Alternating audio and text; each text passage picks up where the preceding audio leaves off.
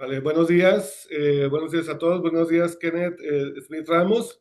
Eh, Gracias por conectarse y a hablarnos del tema tan importante y tan interesante para todos los que estamos en este tema de importaciones y exportaciones, y máxime que estamos muy cerca de la frontera con los Estados Unidos, bueno, y todo México, de hecho lo tenemos como vecino, entonces es necesario contar con un especialista como tú y que tiene la experiencia en estas negociaciones desde el Telecan hasta el TEMEC, y nos va a dar su punto de vista de lo que está pasando en esta situación que a todos nos tiene en vilo, ¿no? Nos tiene, ¿qué pasa? Si aplica o no aplica mañana, si acero, aluminio, etcétera, ¿no?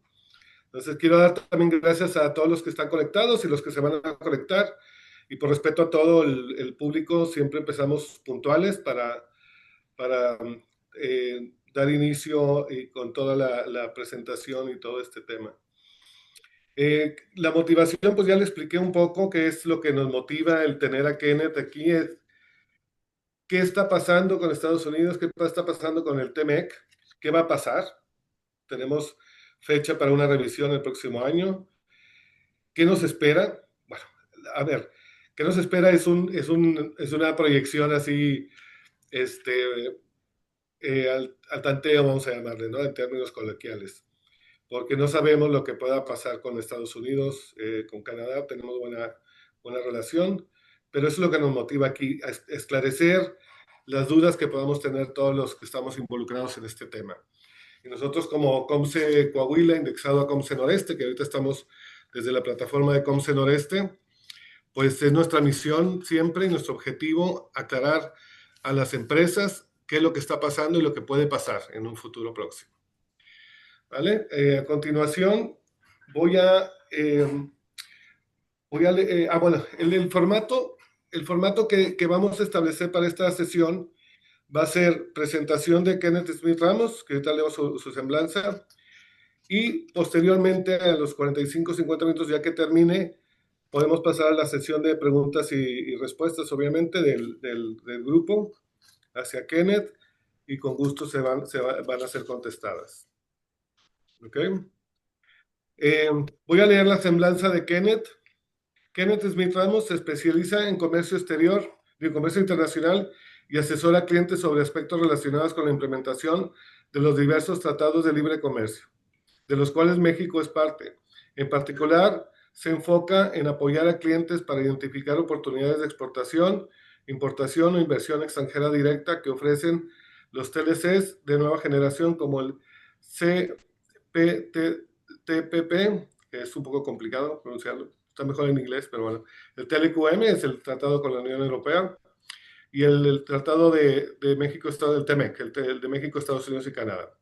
Asimismo, asesora a clientes que enfrentan barreras arancelarias, obstáculos técnicos al comercio, ya sea en México o en el extranjero, con el objetivo de desarrollar estrategias que le permitan incursionar en diversos mercados internacionales en los que México goza de acceso preferencial.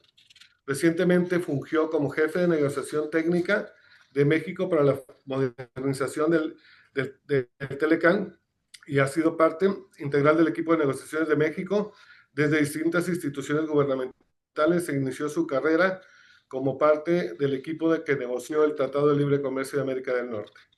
Actualmente también funge como director del Comité de México USA o Estados Unidos en el Consejo Mexicano de Comercio Exterior. Damos la bienvenida, Kenneth, y el público es tuyo para que proyectes tu presentación. Y adelante. Gracias.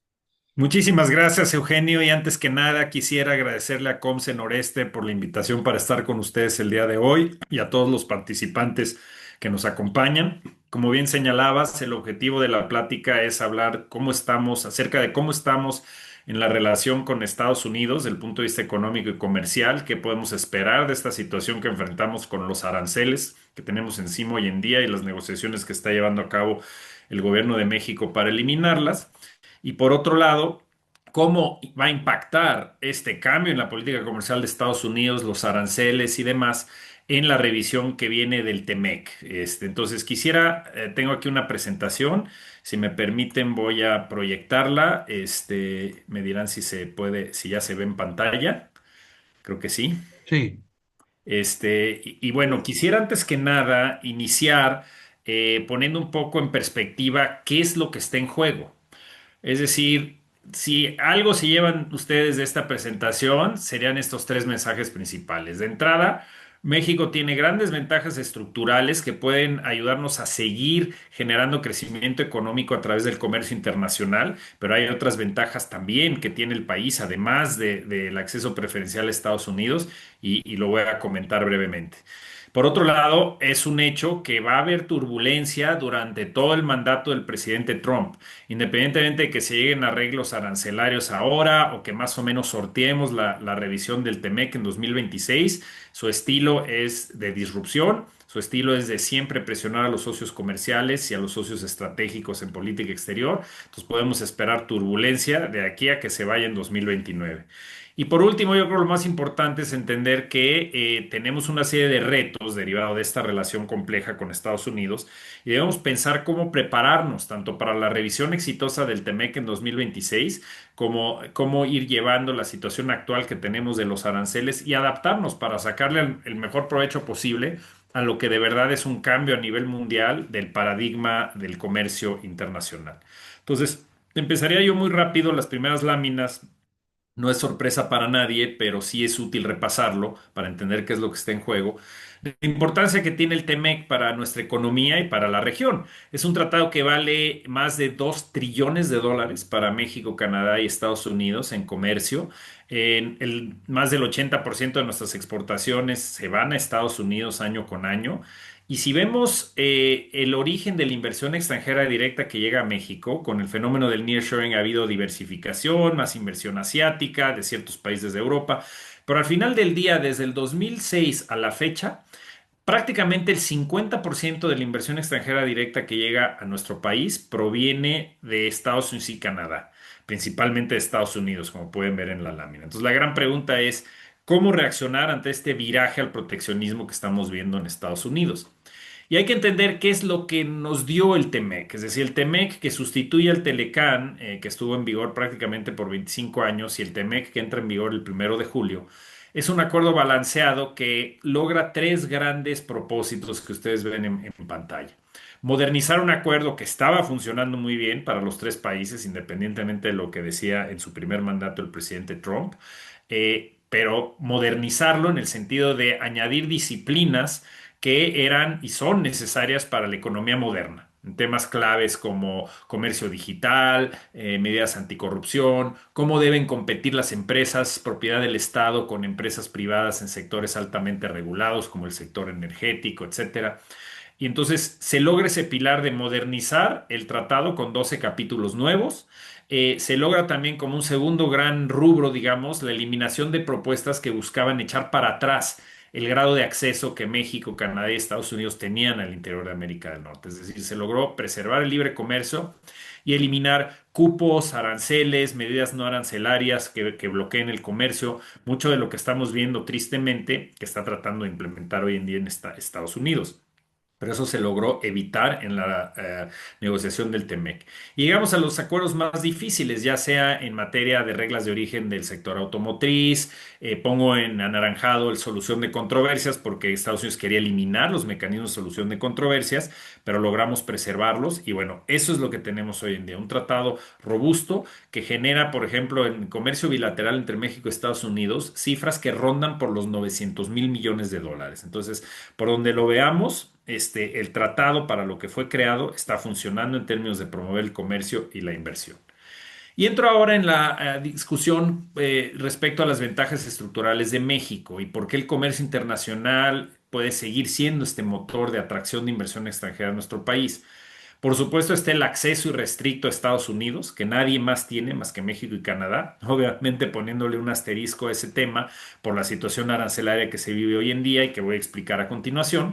Pero en el TEMEC, y gracias al TEMEC, somos el único país junto con Canadá que goza de este acceso irrestricto al mercado más importante del mundo. Pero hay otros elementos que generan un círculo virtuoso. El hecho de que Norteamérica, a pesar de los problemas internos que tengamos en Canadá, México, Estados Unidos y la rispidez que podamos tener en la relación en materia de política exterior en Norteamérica, seguimos siendo la región más estable del mundo. Es decir, no tenemos conflictos bélicos, no hay una situación de un colapso económico, social, pandemias en este momento. Comparado con muchas otras regiones del mundo, Norteamérica sigue siendo una región muy sólida para invertir y esto es muy importante para exportadores e inversionistas. El otro tema es el grado de integración que hemos construido en estos 30 años y más de libre comercio en Norteamérica. Hace que seamos una región que más allá del beneficio del intercambio de bienes, ha logrado integrar los procesos productivos, sobre todo en materia de manufactura, ciertos sectores en materia de servicios, también en agricultura, donde, por ejemplo, en manufactura están ligados los clústeres industriales de los tres países, la producción se divide y muchos de los componentes cruzan la frontera 8 o 9 veces antes de convertirse en un producto final, es el caso de la industria automotriz, y eso reduce de una manera muy importante los costos de producción, la calidad de los productos que se hacen en Norteamérica y la capacidad de penetrar no solo los mercados norteamericanos, sino el resto del mundo a precios competitivos. Entonces ese factor de integración es muy importante. Y por último, México sigue gozando de un bono demográfico, una población activa y en general, digamos, de calidad mundial. La mano de obra manufacturera de México, construida a lo largo de 30 años de libre comercio con Estados Unidos y Canadá, y un promedio de edad de más o menos 29 años, que es como 13 años menor al promedio de edad de la población de Estados Unidos y Canadá. Todas esas son ventajas importantes estructurales que a mediano y largo plazo, si las aprovechamos, podemos seguir construyendo un esquema de comercio internacional que beneficie el crecimiento económico y el empleo en nuestro país. Ahora, entremos a la parte difícil, que es que a pesar de tener un tratado que está funcionando muy bien y no es el único, tenemos 14 tratados de libre comercio con 50 países. Voy a entrar en esos detalles cuando hablemos de la importancia de diversificar y seguir diversificando nuestro comercio. Pero enfoquémonos ahora sobre lo que tenemos enfrente, que es esta tormenta arancelaria, esta situación ríspida con el gobierno de la administración del presidente Trump. Y hay que entender qué es lo que tenemos enfrente como aranceles y cuáles son los riesgos a futuro, porque estamos en una situación muy dinámica que cambia, si no día con día, por lo menos sí mes con mes, y podríamos enfrentar aranceles adicionales en un futuro. Por el momento hay tres grandes bloques de aranceles que enfrenta México. Llamémosle los aranceles generales, estos que se inventó Estados Unidos con base en su opinión de una falta de cooperación en materia del combate al fentanilo y la situación migratoria entre México y Estados Unidos. Y ahí tenemos aranceles donde Estados Unidos respeta parcialmente el TEMEC. Lo que hace es hay un arancel de 25% a todos los productos que exporte México que no cumplan con el tratado. Lo que cumpla con el tratado sí entra libre de arancel a Estados Unidos.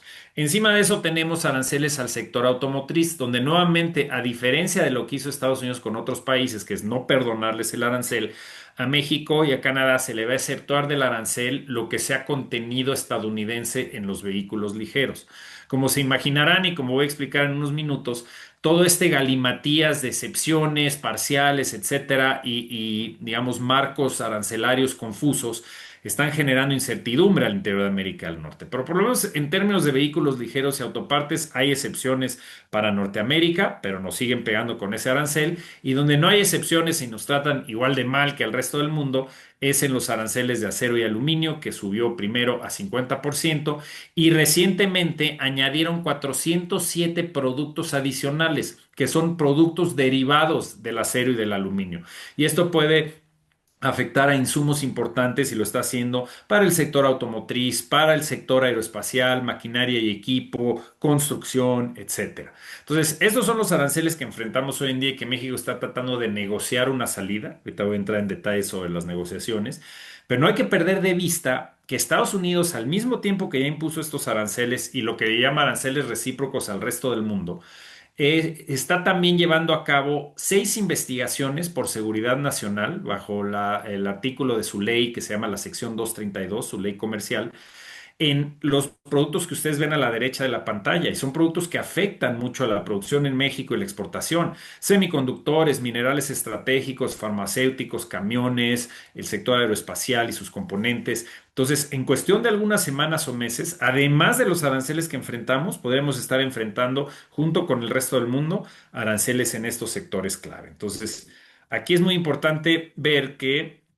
ah, hay una situación en Estados Unidos donde ha habido, digamos, cuestionamiento, inclusive litigios sobre la validez de la imposición de estos aranceles. Regresándome un minuto a la lámina anterior, los aranceles generales que impuso Estados Unidos y a México y a Canadá y los aranceles que le impuso al resto del mundo que le llama recíprocos, para imponerlos utilizó lo que le llaman la autoridad de la Ley de Emergencia Económica Internacional, conocida en Estados Unidos como AIPA. Eh, Hace un par de meses, la Corte de Comercio Internacional del Estado de Nueva York, que es una corte federal, determinó tomar un caso que presentaron estados de la Unión Americana con gobiernos demócratas e empresas en lo individual, donde cuestionaron la autoridad del presidente de imponer estos aranceles y les dio la razón. Es decir, primero el fallo de esta corte y después en la Corte de Apelaciones ratificaron que el presidente no puede utilizar esta ley para incrementar, como se le dé la gana, los aranceles. Entonces, esto pone en tela de juicio si estos aranceles generales y los recíprocos van a continuar. Por ahora no se han quitado. ¿Y qué es lo que sigue en este litigio? Se va a llevar probablemente a la Suprema Corte, va a apelar el gobierno de Estados Unidos la decisión de la Corte de Apelaciones y va a llevar el caso a la Suprema Corte. Entonces, en cuestión de 1 o 2 meses, podría venir una decisión importante que pudiera automáticamente eliminar estos aranceles. Ahora, ¿qué es lo que estamos viendo? Estados Unidos tiene dos grandes instrumentos para imponer aranceles. Ya mencionaba yo la Ley de Emergencia Económica Internacional, pero también esta sección 232 de su ley comercial. Entonces, los demás países, ¿qué es lo que hicieron cuando Estados Unidos primero impone aranceles a todo mundo en su llamado Día de la Liberación, el 2 de abril, y luego empieza a recular, es decir, empieza a echar para atrás los aranceles prohibitivos que impuso y abre un periodo de 90 días para negociar? Y con algunos países como México, como con China, ha extendido este plazo para negociar. Los países podrían haber dicho, bueno, mejor me espero a que se dé el final del litigio en las cortes estadounidenses antes de negociar con Estados Unidos. Pero el cálculo político de la mayoría de los países, incluido México, ha sido que independientemente de que la Corte decida en contra de estos aranceles, en contra del gobierno de Estados Unidos, es probable que el presidente Trump continúe utilizando los aranceles de manera arbitraria para lesionar las exportaciones de estos países. Entonces, en lugar de esperarse hasta que acabara el litigio, entraron en esta dinámica de negociación, por así llamarle fast track, que impuso Estados Unidos, donde estaba negociando aparentemente, digamos, en papel con más de 100 países. La realidad es que es un universo como de 20 países, los principales socios comerciales, y lo que ustedes ven en pantalla son los acuerdos que ha anunciado Estados Unidos junto con algunos de estos países. Ahora, lo que ustedes ven en pantalla es interesante porque el gobierno estadounidense y la dinámica del presidente Trump es un presidente muy mediático.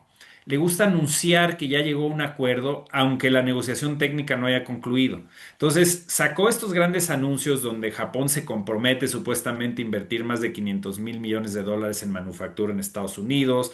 La Unión Europea se compromete a comprarle más de 750.000 millones de dólares en productos del sector energético, etcétera, etcétera. Pero cuando nos vamos al detalle de estas negociaciones, la realidad es que lo único que son estos acuerdos a los que ha llegado son términos de referencia, es decir, son los objetivos de la negociación.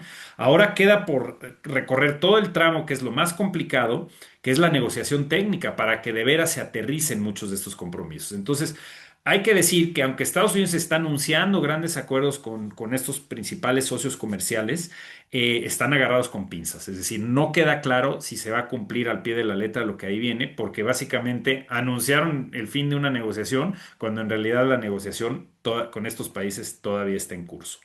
Ahora, ¿qué sucede del punto de vista, perdón, antes de irme de esta lámina?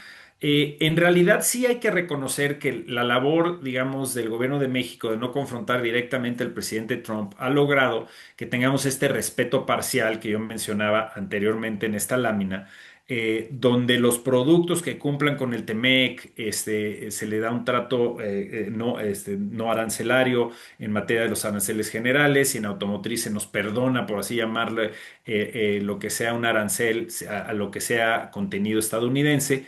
A pesar de todo esto, la realidad es que si bien logramos extender el plazo para la imposición de los aranceles, todavía no hemos llegado a un acuerdo de cómo eliminar estos aranceles existentes y sigue el riesgo, como lo mencioné, de aranceles futuros.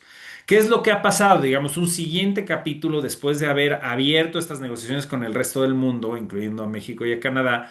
Regresa Trump en julio con una serie de cartas adicionales diciendo, como no hemos avanzado en estas negociaciones, les voy a incrementar aún más los aranceles. Entonces manda cartas individuales, a diversos países donde a Brasil le impone aranceles del 50% y se mete en temas de su política interna. Cada una de estas cartas llevaba, digamos, información sobre por qué le está subiendo los aranceles, y a Brasil básicamente, y de la manera más burda, hay que decirlo, les dicen que le va a subir los aranceles porque están llevando a cabo un juicio político contra el presidente Bolsonaro, lo cual Estados Unidos considera que es injusto. Entonces ahí ya vemos un tema de injerencia muy fuerte en la soberanía de Brasil, utilizando las herramientas arancelarias para presionarlo en temas políticos. Y bueno, no lograron negociar una salida y Brasil enfrenta aranceles del 50%.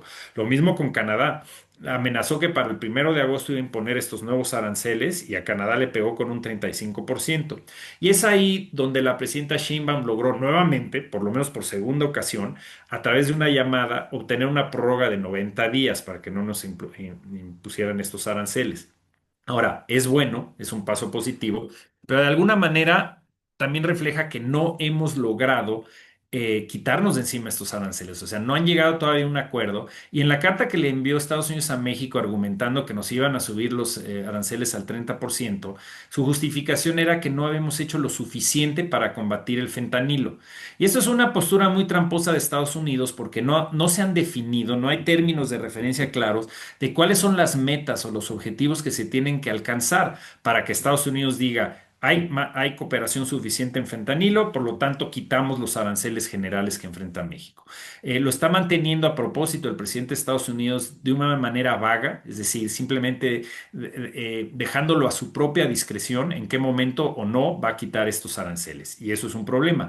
Ahora, la coyuntura de este momento es que está en México, como ustedes saben, el secretario de Estado Marco Rubio, y la presidenta Sheinbaum ha señalado que se va a firmar un acuerdo de cooperación en materia de seguridad. Falta ver cuáles son los elementos de dicho acuerdo.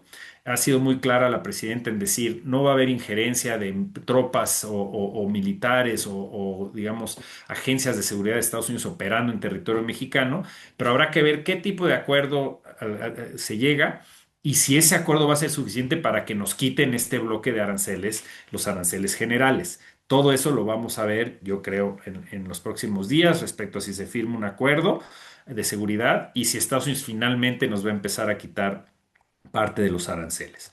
Ahora, habiendo ya presentado esta película donde claramente vemos que tenemos un tratado que está funcionando, que en esta tormenta arancelaria hay un respeto parcial, llamémosle, del TEMEC por parte del presidente Trump, pero lo que más me preocupa es que digamos, respeto parcial o esta situación relativamente favorable de México con respecto a otros países del mundo donde inclusive para socios de Estados Unidos que tienen tratados de libre comercio con Estados Unidos, como Corea, Colombia, Perú, no le respetó para nada esos acuerdos, es decir, inmediatamente se fue a aranceles prohibitivos. Pero independientemente de eso, lo que me preocupa de este balance, llamémosle temporalmente favorable para México, es que no está basado en un documento legal, ni ha sido aprobado por el Congreso. Es simplemente a discreción del presidente. Si el presidente Trump se despierta mañana y decide imponer 100% de aranceles a las exportaciones agrícolas de México, las cuales hasta el momento no ha tocado, lo puede hacer, violando obviamente TEMEC y compromisos de la OMC, pero ese es el riesgo de seguir de alguna manera sujetos únicamente al humor que tenga día con día el presidente de los Estados Unidos. Entonces, conforme se retrase la definición de si nos van a quitar estos aranceles de encima, porque ahorita la prórroga de 90 días para la imposición de aranceles a México se pasó a finales de octubre, ya se está empezando a empalmar con los tiempos oficiales en que inicie la revisión del TEMEC. Yo creo que para entrar en materia de cómo puede impactar la situación arancelaria al TEMEC, hay que entender qué es lo que dice el TEMEC, porque hay mucha confusión allá afuera. Digamos, en medios se maneja que es una renegociación en automático. No es el caso. Lo que dice el artículo 34.7 del TEMEC es que para el 1 de julio de 2026, los ministros encargados del comercio en los tres países se reunirán analizarán cómo se está implementando el tratado y en su caso presentarán recomendaciones de cómo mejorar su operación. Esto no implica necesariamente renegociar el tratado. Si tú lo renegocias, si cambias texto sustantivo y los principales compromisos, tendrías que llevar el resultado de esa renegociación a la aprobación de los tres poderes legislativos, lo cual añade un grado adicional de complejidad. Si llevas a cabo una revisión administrativa, como sucede todo el tiempo dentro de los comités y grupos de trabajo del TEMEC, es decir, modificaciones, por ejemplo, digamos, a los recursos humanos que se le dediquen al secretariado técnico que apoya en los paneles arbitrales, por decirles un ejemplo. Esto es una decisión que toman los tres países de manera administrativa, que no es una renegociación, no cambias los compromisos, simplemente haces cambios administrativos que no tienen que ser aprobados por los congresos. Eso es una revisión. Pero como está redactado el texto, nada impide que dentro de las recomendaciones que hagan los países puedas tener recomendaciones sencillas, como el ejemplo que acabo de dar, pero también podría levantar Estados Unidos la mano y decir, yo sí quiero reabrir el texto, por ejemplo, para cambiar las reglas de origen del sector automotriz y que ya no pueda haber ningún componente chino en los productos del sector automotriz en Norteamérica. Es un caso hipotético, o sea, no es algo que ya hayan solicitado, pero ahorita les voy a explicar por qué puede ser altamente probable que pidan reabrir ese capítulo. Si Estados Unidos pide reabrir y renegociar, México y Canadá primero tendrán que estar de acuerdo en hacerlo y eso nos llevaría a los diversos escenarios que ustedes ven en pantalla. Hicimos un análisis de lo que podría suceder.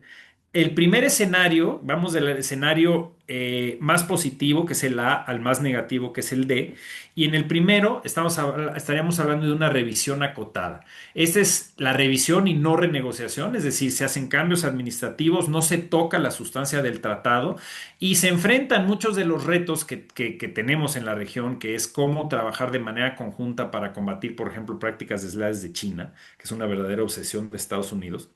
Se aborda ese tema a través de acuerdos bilaterales o trilaterales sin afectar el TEMEC. Esta sería, en mi opinión, la salida más limpia, más fácil y más provechosa para Norteamérica. Desafortunadamente, no es lo que va a suceder. Ya señaló el secretario de Comercio de Estados Unidos que Estados Unidos piensa renegociar el acuerdo. Quieren poner el sello de la casa y tener acuerdos permanentes en ese sentido. Entonces, le veo pocas probabilidades al escenario A que suceda. ¿Cuál es la regla en el TEMEC? Si tienes una revisión exitosa o una renegociación exitosa, el acuerdo se extiende por otros 16 años. Eso es otro de los mitos que están allá afuera, que no son ciertos, en el sentido de pensar que si no nos ponemos de acuerdo en 2026 en la revisión, el acuerdo se acaba. Eso es falso. Hoy en día el acuerdo está en vigor hasta el 2036. Empezó en 2020 y su fecha de caducidad original es hasta el 2036. Esa es la única fecha fatal. Si en 2026 en la revisión te pones de acuerdo entre los tres países, lo relanzas a partir del 2026 por otros 16 años más, que sería hasta el 2042. Y luego, después del 2026, 6 años después, en 2032, repites el ejercicio de revisión y si es exitoso, lo relanzas por otros 16 años. Entonces, es una estructura un poco compleja, pero a lo que voy aquí es que el tratado no se muere en 2026, pase lo que pase. ¿Ok? Si no se ponen de acuerdo en 2026, te vas a revisiones anuales. Se repite el ejercicio en 2027 y así, y la única fecha fatal es 2036. Entonces, el escenario A es poco probable. El escenario B yo lo veo como probablemente el más probable, que es la reapertura. Aquí le ponemos reapertura exitosa porque siempre queremos ser optimistas, pero es una reapertura del tratado donde Estados Unidos pida abrir ciertos capítulos de interés. Tengo una lista de los top 10 que pensamos que puedan enfocar las baterías Estados Unidos. Y probablemente México y Canadá digan, si ya estamos en un ambiente de renegociación, pues yo también tengo temas que quiero traer a la mesa. En ese caso tendríamos, llamémosle una renegociación tradicional, pero repito, ojo, cualquier renegociación implica el paso complejo de tener que llevar a aprobación el resultado de la negociación en el Congreso de Estados Unidos, ambas cámaras, Cámara de Representantes y Senado, el Senado en México y el Parlamento canadiense. Y hay un escenario adicional menos favorable que involucra una renegociación, pero una revisión recurrente. Es decir, por el hecho de que el tratado te permite que si no te pones de acuerdo en 2026, el tratado continúa, pero repites al año siguiente el ejercicio de revisión, sabiendo que a Trump le gusta mantener la espada de Damocles encima de sus socios comerciales todo el tiempo, es posible, hay una posibilidad, que no es, digamos, descartable, de que no cierre la negociación en 2026, que sea un proceso constante donde Trump esté pidiendo cada vez más y más, diga que no es suficiente, como lo hizo con las cartas sobre la cooperación del fentanilo, y que nos vayamos con revisiones constantes hasta que acabe su mandato y él se retire en 2029. 2029 llega una nueva administración. Y obviamente eso generaría más incertidumbre si tenemos estas revisiones año con año sin un final, digamos, exitoso. Sería menos positivo que el escenario B. Y el escenario D, que también le veo una probabilidad de menos del 5% en este momento, es que de plano en el transcurso de revisión o renegociación Estados Unidos diga, ya no quiero nada, me salgo del TEMEC, lo cual cualquier país con un aviso de 6 meses de anticipación tiene el derecho de salirse del tratado. No lo hizo el presidente Trump en su primer mandato, prefirió renegociar un acuerdo que ni siquiera era su acuerdo y que lo criticaba como el peor acuerdo en la historia de la humanidad. Y no vemos que en este momento, a pesar de la guerra arancelaria, los comentarios negativos que hace en términos generales, el uso de los aranceles, no está hablando de salirse del tratado, porque ahí se generaría demasiada presión y hay que incitar a que se genere esa presión, lo voy a mencionar al final de la presentación, dentro del propio Estados Unidos para que no desmantele el tratado. Entonces ahí le vemos pocas probabilidades. Pero estos son los escenarios posibles de la revisión y ahora abramos una ventana adicional, si me permiten, que es pensando que Estados Unidos ya habla de una renegociación, ¿cuáles son los capítulos donde hay la mayor probabilidad de que Estados Unidos pida cambios? Entramos en una dinámica de renegociación, pusimos de los 34 capítulos estos 10 que están aquí, incluyendo el que está en rojo, que es un capítulo que no existe, pero ahorita les voy a explicar por qué lo puse. Esos son los capítulos donde hay más probabilidades que Estados Unidos quiera cambios, por presiones en Estados Unidos y sobre todo, como pueden observar, no entra en todos los detalles en cada uno de ellos, mucho tiene que ver con China. Esta obsesión de cómo cerrarle el acceso a las exportaciones chinas a Norteamérica y cómo reducir las inversiones de China en Norteamérica, especialmente en México, en sectores estratégicos. Entonces, están en primera fila. Claro, el sector automotriz, cómo tratar de bloquear el acceso de insumos chinos a nuestra región y que no obtengan la ventaja arancelaria. En materia laboral, hay muchas solicitudes ya que están haciendo los sindicatos de Estados Unidos de hacer más estrictos los mecanismos de solución de disputas del capítulo laboral. Solución de disputas en general puede buscar Estados Unidos meterle más dientes. Claro que es un arma de dos filos, porque lo que acuerdes ahí en términos de solución de disputas también te aplica a ti, pero puede ser digamos, un capítulo donde quieran fortalecer las medidas. En materia de inversión, sabemos que Estados Unidos está presionando a sus socios comerciales, no solo en Norteamérica, sino en el resto del mundo, de que implementen mecanismos más estrictos para autorizar y, en su caso, rechazar inversiones en sectores estratégicos por parte de diversos países. En Estados Unidos tienen un comité de inversión extranjera que tiene la facultad de rechazar inversión, por ejemplo, de empresas chinas en sectores considerados estratégicos en Estados Unidos, ya sea sector energético, infraestructura crítica, tecnologías de la información, inteligencia artificial, etcétera.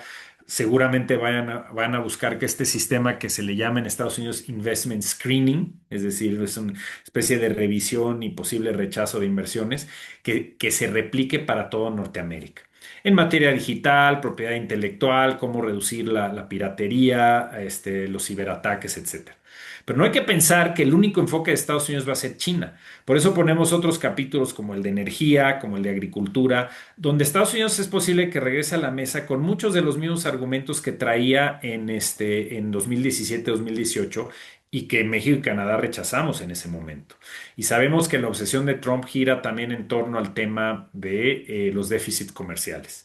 Y ya desde la negociación original estaba buscando Estados Unidos cómo meter barreras, obstáculos a las exportaciones agrícolas mexicanas tan exitosas a Estados Unidos y se rechazó en su momento, pero es probable que regresen con esos argumentos. Y el capítulo en rojo, que no existe, es un capítulo que quería incluir a fuerzas Estados Unidos en la negociación del TEMEC y Canadá y México hicimos mancuerna ahí para rechazarlo, que es un mecanismo que le llamaban reordenamiento del comercio.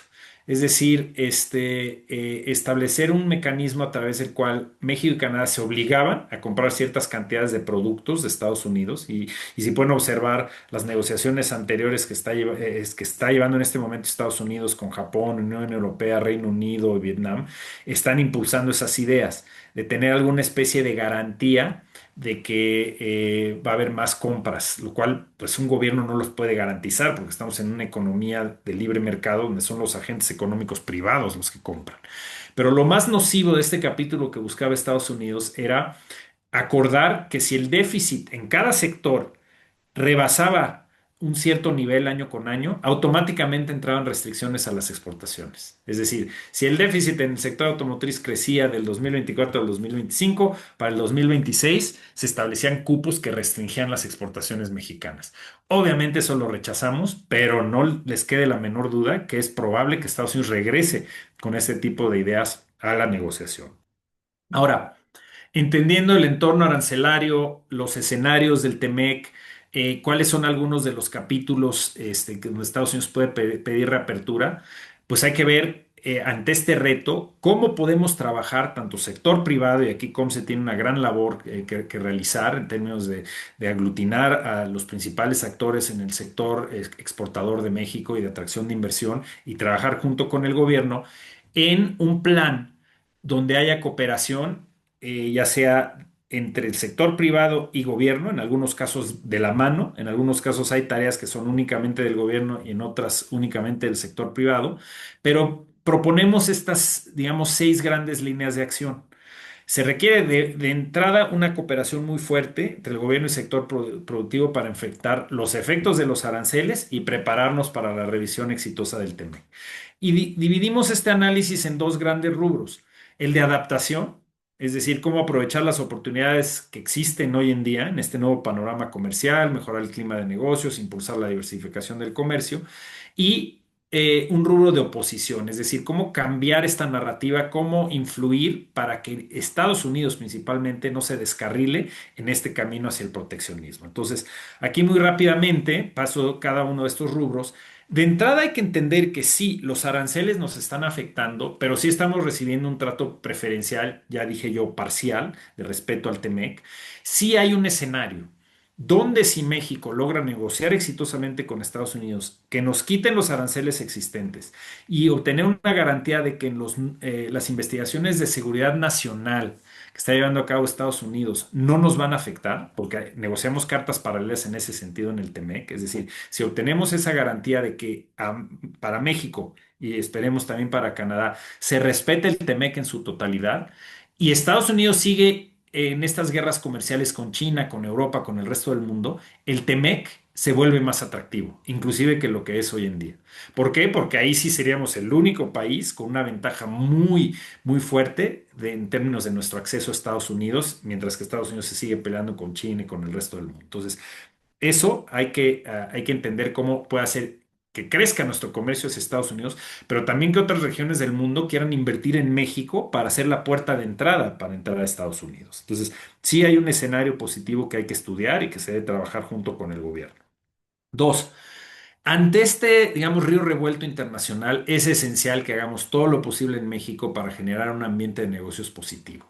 El Plan México trae muchas medidas, digamos, muy constructivas, muy positivas sobre fortalecer el contenido nacional en la producción, asimismo que en las exportaciones, invertir en infraestructura, innovación. Hay preguntas que no voy, digamos, a abordar en esta presentación por cuestión de tiempo sobre cómo le va a hacer el gobierno para invertir en estos grandes objetivos. Va a necesitar mucho dinero del sector privado, pero aquí lo que yo me quiero enfocar sobre todo es en la importancia de uno de los rubros que se señala en el Plan México, que es el de clima de negocios. Ahí es donde se tiene que hacer mucho más, ahí es donde tenemos que garantizar que haya medidas adicionales que compensen esta incertidumbre exterior y que garanticen en México Estado de Derecho, estabilidad macroeconómica, división de poderes, marco regulatorio estable, etcétera.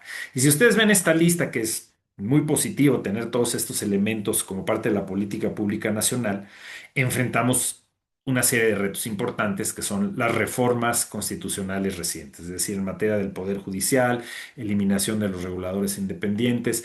Estamos entrando en una dinámica donde no hay certidumbre de cómo va a operar el poder judicial y estos nuevos, digamos, entes reguladores que garanticen el Estado de Derecho, un piso parejo para el sector privado, etcétera. Todo eso debe ser prioridad del sector privado, trabajar con el gobierno para que haya siempre más transparencia y un ambiente de negocios más positivo. En términos de este, digamos, primer rubro que es de adaptación, hay que entender que de todos los tratados que tenemos, con 50 países, estos tratados juntan a 30 de los principales importadores del mundo. Es decir, estamos en condiciones preferenciales de acceso con los principales compradores de este planeta. Y eso significa que sí hay una ventaja que podamos obtener de diversificar. Nunca vamos a sustituir el mercado de Estados Unidos, pero si vamos a tener estos embates en contra del TEMEC, esta incertidumbre en la región, es aún más importante concluir el acuerdo con la Unión Europea, como lo señaló ya el secretario Ebrard, ojalá sí se logre. También concluir las negociaciones que teníamos para modernizar el acuerdo con Reino Unido, posiblemente empezar y esperemos acabar negociaciones con Corea del Sur. En fin, hay que diversificar, hay que buscar oportunidades mayores que balanceen, que además nos den fortaleza en la negociación con Estados Unidos, para no decir que únicamente como tenemos tan dependencia con Estados Unidos, simplemente vamos a aceptar todo lo que nos pongan enfrente. Ahorita voy a hablar un poquito de la estrategia que debemos perseguir en la negociación. Entonces, estos son los tres elementos, llamémosle, de adaptación que mencionaba yo, donde debemos trabajar junto con el gobierno. Y están los elementos, llamémosle, de oposición. Y este es un tema escabroso, digamos, a veces para el gobierno. Y hay una disyuntiva muy importante en este momento. Sí nos ha servido no confrontar directamente a Trump, negociar, tomar una posición, digamos, de prudencia y hemos obtenido digamos, respeto parcial del tratado. La pregunta es, ¿qué sucede si no nos quitan los aranceles? Si a pesar de todos estos esfuerzos no nos quitan los aranceles y nos añaden los demás aranceles en los sectores que ya mencioné. Ahí es donde México tiene que pensar si como parte de su política hacia Estados Unidos endurece la pierna, ya sea tomando medidas de represalia, que sabemos que no ha querido hacerlo el gobierno por la reacción violenta que ha tenido Estados Unidos con otros países, pero hay otras cosas que puedes hacer, por ejemplo, empezar un proceso de consultas dentro del TEMEC, de solución de disputas, presentar un documento ante un panel arbitral que señale cuáles son todas las violaciones en las que está incurriendo Estados Unidos. Y a pesar de que Trump no lo tome en serio o no lo vea como una amenaza real, sí generas un precedente legal importante, porque a mí me preocupa que si aceptamos la situación arancelaria, que es una violación del TEMEC, la situación que tenemos hoy en día, y decimos, bueno, aceptamos aranceles o cupos porque vamos a estar un poco mejor que otros países, si hacemos eso ahorita, cuando nos sentemos en enero a hablar de la revisión del tratado, es muy probable que Estados Unidos diga, tú ya aceptaste los aranceles, el TEMEC como lo conocíamos ya no existe y el punto de partida para el futuro del TEMEC son los aranceles que yo te he impuesto. Entonces, por lo menos si tú inicias ahora un proceso de solución de disputas dentro del tratado, sin necesariamente imponerles represalias, sino simplemente siguiendo el camino legal, tienes el soporte legal para sentarte con ellos en enero y decir, yo nunca acepté los aranceles, el tratado del que vamos a hablar es el tratado que tenemos aprobado en los tres países y es un tratado que nos da acceso irrestricto y que queremos mantener libre comercio. Pero ese va a ser un tema que próximamente va a tener que considerar seriamente el gobierno de México qué camino tomar.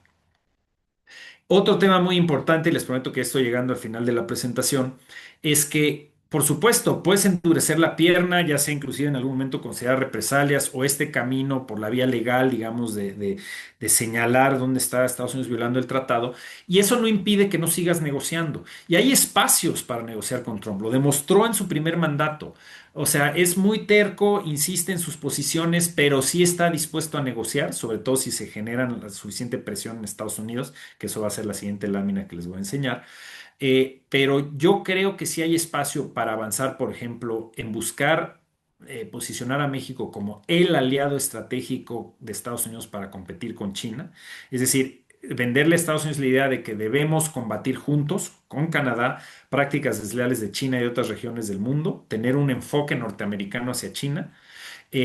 al mismo tiempo resolver los irritantes que existen, aún hay irritantes dentro del TEMEC, en Estados Unidos, en México y en Canadá. Entonces limpiemos esa mesa de los irritantes para entonces hacer el paso que es fundamental, además de la negociación gubernamental, que es la cooperación entre los sectores privados. En la negociación original del Telecan en los noventas, en el TEMEC y hoy en día, yo creo que es casi tan importante la labor que haga el sector privado de cabildeo en Estados Unidos con sus clientes, sus aliados estratégicos, sus proveedores, para que sean ellos los que entiendan con datos duros y muy enfocados a su sector y a su región cómo les afecta de manera benéfica el TEMEC, para que ellos vayan con los diputados, senadores, gobernadores a exigir que no se colapse el tratado.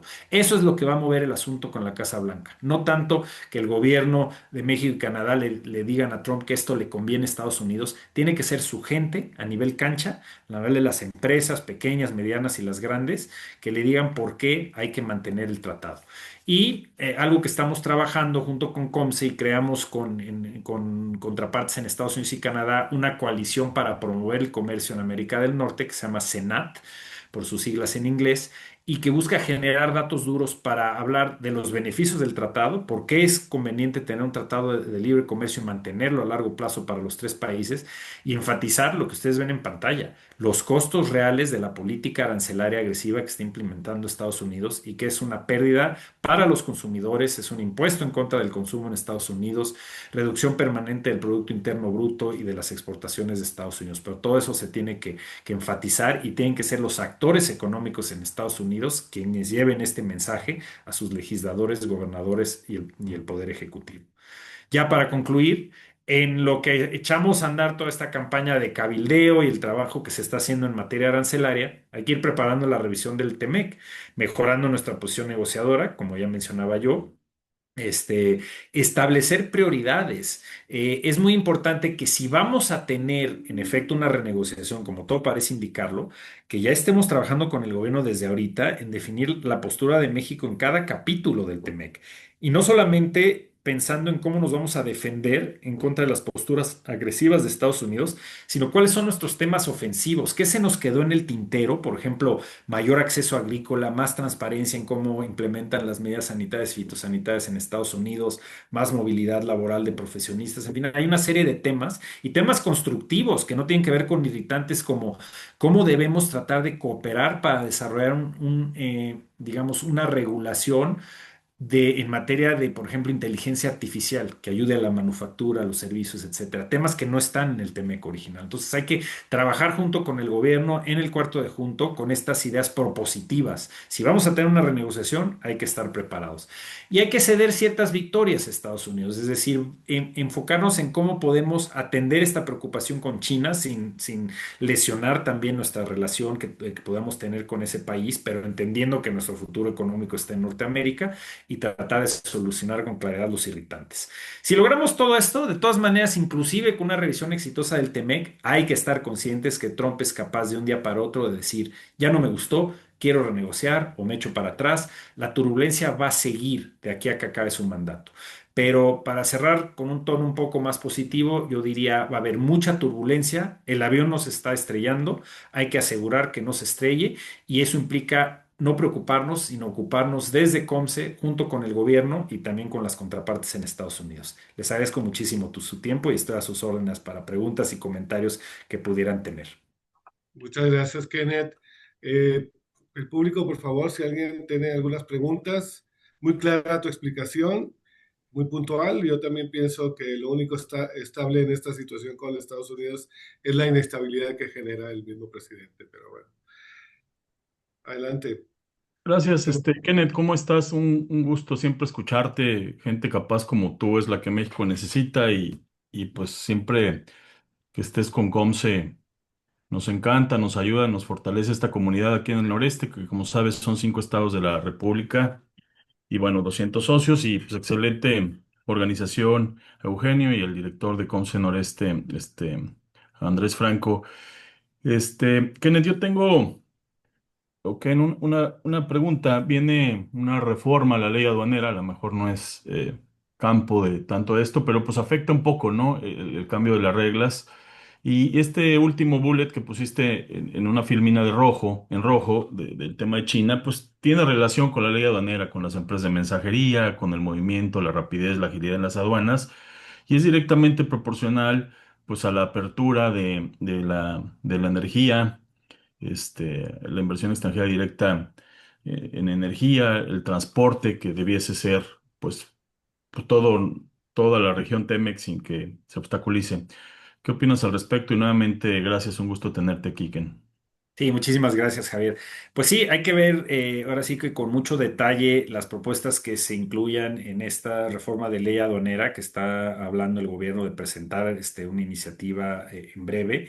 Yo creo que si la reforma se enfoca en facilitar los procedimientos, en agilizar trámites, en hacer que la operación de comercio exterior sea transparente, evitando opacidad, garantizando la operación en frontera y coordinando con las agencias aduanales de Estados Unidos y de los demás países que son nuestros principales socios, puede ser muy positivo. Sobre todo que hay un enfoque donde sí se está trabajando con Estados Unidos de tener mayor cooperación en aduanas para evitar el contrabando técnico y la triangulación proveniente principalmente de China.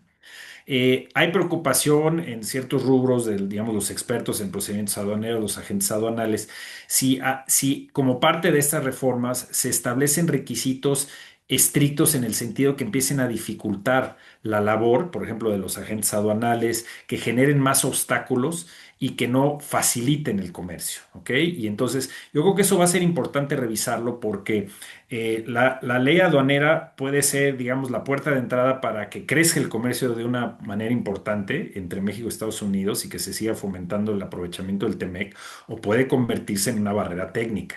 Y eso lo va a estar viendo Estados Unidos con lupa. Es decir, sí le va a interesar a Estados Unidos poder ver que a través digamos, las autoridades aduaneras se le apriete las tuercas a actividades ilegales o que involucren contrabando, sobre todo de China, pero al mismo tiempo si en esta nueva medicina que se administra vienen medidas que obstaculicen el comercio, que impidan la operación de los agentes aduanales, etcétera, también puede ser una barrera a las exportaciones de otros países, incluyendo Estados Unidos. Entonces, ese va a ser un tema importante, como lo es para Estados Unidos el tema de energía. Y hay que decirlo, el representante comercial sí ha hablado de que las reformas constitucionales van a estar sobre la mesa en términos de las conversaciones que piensa tener USTR con el gobierno de México. Se tienen muchas preguntas sobre cómo va a operar el Poder Judicial, se van a esperar, creo yo, a que empiece a funcionar las cortes, que empiecen a funcionar las nuevas agencias reguladoras para ver si en realidad se está cumpliendo con la ley mexicana y con los compromisos internacionales. Eso también hay que verlo con mucho detalle.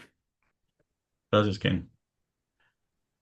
Vale, tenemos unas preguntas, Ken.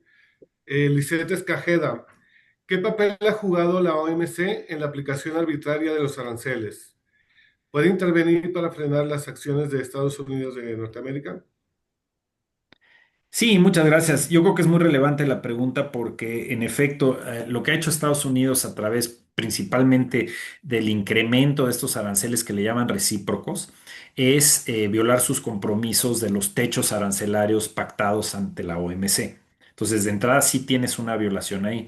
El problema que vemos con la Organización Mundial del Comercio en este momento es que desde hace ya varios años, y no nada más de la primera administración del presidente Trump, también lo vimos con el presidente Biden. Estados Unidos ha venido minando a la OMC, tanto en cuestión de presupuesto como, digamos, desarmando, por así decirlo, digamos, la capacidad de apelar decisiones, y llevar a los países a, solución de controversias, es decir, el órgano de apelaciones de la OMC quedó desmantelado, mucho por un impulso negativo ahí de Estados Unidos. Entonces, sí estamos ante una situación de una OMC debilitada, que hace 2 años hablaba de una reforma integral para tratar de reconstruir y hacer más eficiente y ágil su funcionamiento. Sí hay muchas cosas que deberían cambiar, pero la postura que ha tomado Estados Unidos es ignoro la existencia de la OMC en este momento y sálvese quien pueda. Y eso es muy peligroso. Inclusive el representante comercial Jameson Greer sacó un artículo hace algunas semanas elogiando lo que ha hecho el presidente Trump en materia arancelaria, diciendo hemos avanzado más en 130 días que en varias décadas de la OMC. Y yo creo que este es un enfoque muy peligroso porque que Estados Unidos abogue por el regreso a esta especie de la ley de la selva, donde el poder político es el que determina si tienes acceso a mercados o no, pues eso rápidamente te sale el tiro por la culata, porque Estados Unidos creó desde después de la Segunda Guerra Mundial con los países desarrollados y países en vías de desarrollo estas instituciones como el Banco Mundial, Fondo Monetario, obviamente las Naciones Unidas en la parte, digamos, de política exterior y militar, etcétera, OTAN. Todo esto se creó con miras a generar desarrollo económico, a generar acceso a mercado, por supuesto, era la visión de Estados Unidos a diversos países, pero a través de la reducción de aranceles. Yo bajo mis aranceles, tú también, y fomentamos el comercio. Esa era la lógica.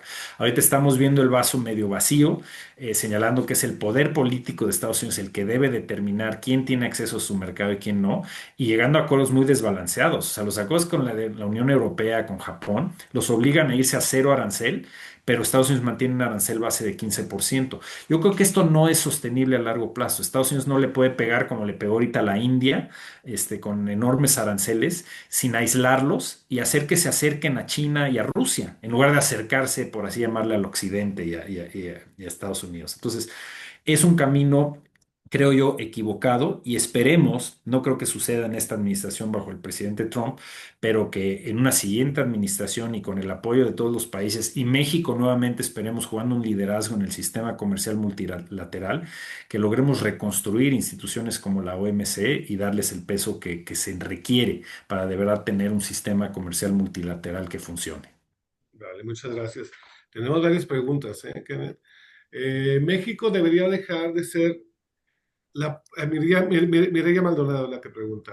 México debería dejar de ser la puerta de atrás de China en el TEMEC y aplicar aranceles a China o aliarse con China y el resto del mundo mediante la diversificación. Es la pregunta de Mireya. Mira, yo te diría que nunca vamos a dejar de tener a Estados Unidos como nuestro principal socio comercial. Y el futuro del desarrollo económico y comercial de México está ligado a la economía estadounidense, como lo están la gran mayoría de los países en el mundo, obviamente con ciertas excepciones. Pero en el caso de México es una relación simbiótica, que debemos fomentar y que debe seguir creciendo. Eso no quiere decir que automáticamente compremos la narrativa de Trump de decir que debe haber un divorcio absoluto con China. Ni siquiera Estados Unidos lo está haciendo. Ya has visto que se están negociando reducciones arancelarias, acceso a mercado, porque sabemos que no hay manera de un día para otro, ni siquiera de un año para otro, de hacer el decoupling, este divorcio de los productos chinos. O sea, dependemos enormemente de insumos chinos para la producción industrial en Norteamérica. Muchísimos productos, digamos, químicos, minerales estratégicos, tierras raras. En este momento sería una locura decir cerramos Norteamérica por completo, creamos una fortaleza y no tenemos nada que ver con China. Eso no va a suceder.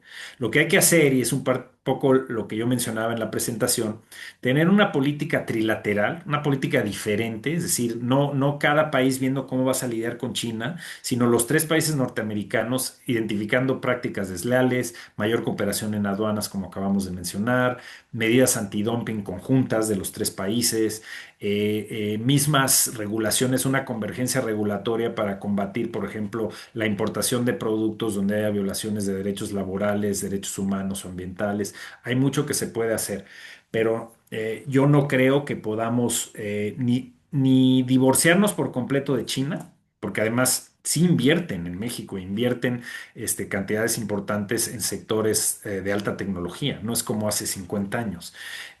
Pero al mismo tiempo, tampoco podemos pensar como hay algunos legisladores que han dicho, deberíamos ahora sí, cambiar de bando y enfocarnos a tener una alianza estratégica con China. Eso no va a suceder. Hay razones por las cuales no hemos negociado un TLC con China en décadas, porque hay mucha oposición también de nuestro sector industrial y muchas de las prácticas desleales de China impiden que puedas tener una relación abierta como la que tenemos con Estados Unidos. Entonces la apuesta es Norteamérica, pero al mismo tiempo sin renunciar a esos aspectos que te convienen y que debes desarrollar con países como China. Vale. Un poco aspiracional como sería el modelo de la Unión Europea, ¿no? Que en conjunto ponen leyes, reglas, pero para todos, o sea, aplica para todos los países dentro de la Unión Europea. Pero bueno, tenemos otra pregunta de Eduardo Cantú, de DISEX, que es el CEO de DISEX. Esta es un poco larga, pero bueno, te la voy a leer. Muy buena, te manda a felicitar. Hay que entender que independientemente de los aranceles, México tiene una ventaja con su mente de obra y mano de obra, ya que hay un tema preocupante en Estados Unidos con el acceso a mente de obra, que estaba entrecomillado, y mano de obra. En industrias automatizadas puede funcionar en Estados Unidos, pero en procesos de mayor intervención humana, México sigue teniendo esa ventaja. ¿Qué opinas de esto? Ese es uno de los principales puntos, creo yo, que debe llevar México a la mesa en estas conversaciones con Estados Unidos. Hay datos duros que muestran, uno, que Estados Unidos, su fuerza laboral, nada más el 10% de esa fuerza laboral está en el sector manufacturero. ¿Ok? Que los objetivos que tiene el presidente de cerrar la economía a través de los aranceles y generar un auge de producción industrial como se pensaba en los 60s y los 70s en Latinoamérica con la sustitución de importaciones, no va a suceder. Y que Estados Unidos, independientemente de que atraiga y logre atraer inversión extranjera, hay un estudio muy interesante de Deloitte que muestra que de aquí al 2033 van a tener un déficit de mano de obra de más de 2 millones de trabajadores en Estados Unidos. ¿Qué significa eso? Que se necesita esta complementariedad de Estados Unidos con la economía mexicana. Se necesita generar las condiciones para que la mano de obra mexicana calificada participe en los procesos de producción junto con Estados Unidos y con Canadá para producir bienes norteamericanos de calidad y que compitan con el resto del mundo. Esa es la gran ventaja, digamos, de la magia de un esquema de libre comercio como el que tenemos. No es nada más el hecho de que nos eliminen los aranceles, sino que aprovechas las ventajas competitivas de cada país, en este caso en particular la mano de obra calificada en México, que digamos, se tiene que seguir fortaleciendo, tiene que haber programas gubernamentales junto con el sector privado para ir capacitando a la mano de obra del futuro, porque tienen que entrarle ahora a cuestiones altamente tecnológicas, como mencionaban en la pregunta, y sectores del futuro, semiconductores, baterías de litio, equipo médico de alta tecnología. Hay que seguir haciendo eso que le llaman reskilling y upskilling, ¿no? Que la fuerza laboral siga preparándose. Eso lo va a lograr Norteamérica si tenemos estas, digamos, eliminación de barreras entre los tres países, que metamos el acelerador en la integración económica y que convenzamos a Estados Unidos de que somos parte de esa solución, que va a necesitar la mano de obra mexicana, tanto la que está en México y que trabaja digamos, en las fábricas y en los centros de producción en México, como la que ya está en Estados Unidos como trabajadores migrantes que le brindan enormes beneficios a la economía estadounidense. Si tú añades al déficit de mano de obra que va a tener Estados Unidos en los próximos 10 años, le añades esta política migratoria excluyente y de deportaciones masivas, están yendo derechito al precipicio en lo que se refiere a tener suficientes trabajadores para el futuro. Y eso debe presentarlo claramente en México. Voy a tener que hacer una pequeña selección de preguntas porque sí hay mucha gente que está preguntando. Hay alguien que pregunta también, Arthur Alejandro Sánchez. Hay un comité para preparar la revisión, incluyendo cámaras de acero y aluminio. Supongo que sí está con canacero. Tenemos la pregunta, es esta larga, de Nishan Dixit. Quería preguntarte sobre los tiempos de pago que enfrentan proveedores dentro de Temec y Plan México. Actualmente los proveedores en el comercio automotriz entre Estados Unidos y México esperan en promedio más de 120 días para recibir pagos. En Michigan, las empresas enfrentan un gap de capital de trabajo de 4.000 millones de dólares, mientras que en México el 48% de las facturas B2B están vencidas con retraso promedio de 38 días. Con base en tu experiencia, ¿cómo crees que estas condiciones impactan la capacidad de los proveedores de TMEC, Plan México y cumplir con sus compromisos y crecer en el mercado transfronterizo? Gracias, Nishant. Sí, mira, muy brevemente, yo te diría que en cuestión, digamos, de pagos a proveedores y acuerdos entre, digamos, diferentes eslabones de la cadena, eso no es algo que esté como tal regulado a través del TEMEC. Lo que sí se establece es el compromiso de que cada uno de los países va a cumplir con sus leyes nacionales, ya sea, digamos, en materia laboral, requisitos para establecer una planta, operar cumplimiento con normas, etcétera. Los temas que tengan que ver directamente con pagos entre proveedores, etcétera, se tienen que arreglar entre privados.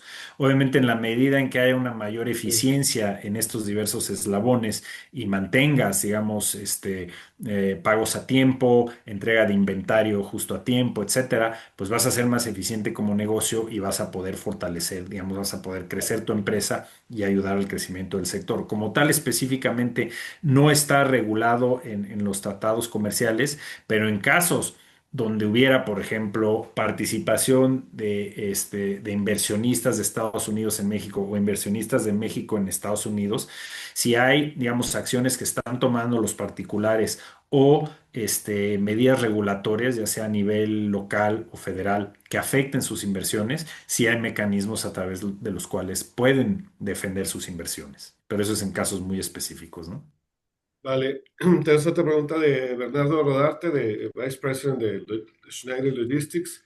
Con los pronunciamientos y acciones recientes del gobierno de Estados Unidos referente a operadores, choferes extranjeros moviendo flete en ese mercado, la posición de Estados Unidos pudiera cambiar referente al uso de operadores con visa B1 para entregar flete más allá de la zona comercial. Es una muy buena pregunta y me da mucho gusto saludar a Bernardo, gran amigo. Mira, está contra la espada y la pared de Estados Unidos, porque traen esta visión y que es una política, una narrativa política muy conveniente de decir no queremos que haya nuevamente camiones que vengan de México a Estados Unidos, choferes que no hablen inglés, dan ejemplos de accidentes terribles que ha habido, y va mucho en la tónica de la administración actual, pues que es una especie de xenofobia muy fuerte, es decir, no queremos extranjeros tomando empleos de estadounidenses. La realidad, como Bernardo y muchos de ustedes saben, es que hay un déficit muy importante de choferes en Estados Unidos, como lo hay con enfermeras, con otro tipo de empleos que simplemente no están llenando la capacidad de lo que se requiere, lo que se demanda en Estados Unidos con población estadounidense. Están recurriendo mucho a la migración o a permisos temporales y visas que se entreguen. Recientemente, con esta idea, estos anuncios de Estados Unidos de posiblemente suspender visas o ya no dar permisos. Como tal, Estados Unidos tiene reservada la capacidad de definir a quién le das una visa o no, y se tiene que cumplir con una serie de requisitos. Sí podría en algún momento, si Estados Unidos está sistemáticamente rechazando visas o el acceso de camiones que proveen este servicio, digamos, de punto a punto de México a Estados Unidos, sin realizar cabotaje dentro de Estados Unidos, si están violando, digamos, esas condiciones, de manera sistemática, podría el gobierno de México posiblemente cuestionar a Estados Unidos desde el punto de vista de un caso, Estado-Estado. No hemos llegado a eso. Yo creo que es parte también de las conversaciones que tiene que tener el gobierno de México con Estados Unidos. Probablemente esto se dé más en el contexto de la revisión del TEMEC, de ver en materia de servicios y de movimiento de profesionales, cómo podemos agilizar para que la entrada, por ejemplo, se permita más fácilmente que choferes mexicanos puedan operar en Estados Unidos, porque también es en beneficio de la industria de transporte de ese país. Ok, voy a leer dos preguntas más. ¿Les parece? Y sé que Sí, también la agenda de Ken está muy apretada. Eh, claro. Vamos a cortarle aquí. Ok. Quiero primeramente un servidor, Andrés Franco, director de Comce Noreste, pues agradecer a toda la audiencia, a todos los que se conectaron a esta interesante plática. Mucho agradecer también a ti, Eugenio, por la organización, nuestro director en Comce Coahuila. Ken, muchas gracias por habernos acompañado. Muy valiosa tu ponencia. Y si te parece, nos gustaría invitarte más adelante. Yo creo que fue muy exitoso el día de hoy tu charla. Y como bien comentabas, el día de hoy en la tarde o mañana en la mañana, si Trump dice algo diferente, pues cambia la jugada y hay que adaptarnos. Me gustaría también agradecer a Sergio Contreras, presidente de Comce Nacional, a Susana Duque, directora de Comce Nacional, también por el apoyo que nos han dado y bueno, pues ahí también Ken forma parte de los distinguidos comités y pues que es amigo, es experto y es lo que buscamos hacer en Comce Nordeste, una comunidad de comercio exterior donde los actores clave de la cadena de suministro estén presentes, nos conectemos, sumemos y el día de hoy con la voz experta de Kenneth podamos de tener información relevante y actualizada sobre lo que está sucediendo en nuestro entorno. Gracias de nuevo, Ken, gracias, Eugenio, gracias a todos los que asistieron y con gusto les estaremos compartiendo la presentación a través de nuestro canal en YouTube. Solo ahorita la terminamos de grabar y cualquier duda, asesoría, pregunta al respecto, aquí con un servidor, con Eugenio y con el resto del equipo de Comce Noreste, bienvenidos son todos. Muchísimas gracias, Andrés, de verdad, Eugenio, y a todos ustedes, ¿eh? Les agradezco mucho la invitación.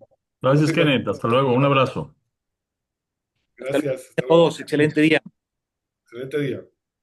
Cerramos transmisión.